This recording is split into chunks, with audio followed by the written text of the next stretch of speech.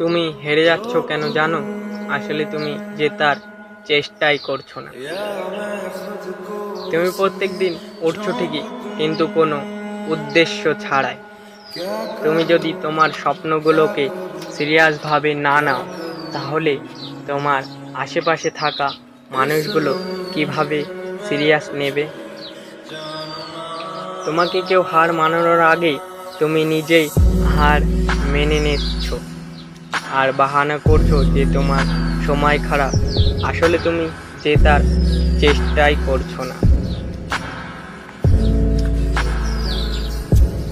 আর তুমি ভাবছো যে তুমি জিতে যাবে। না বন্ধু, সফলতা তারাই পায় যারা স্বপ্নের পেছনে দৌড়ায়। তাই বন্ধু, ভাবনা ছাড়ো আর স্বপ্নের পেছনে ছোট। সফলতা একদিন আসবেই। তাই বন্ধু, প্রেম সে বলো রাধে রাধে।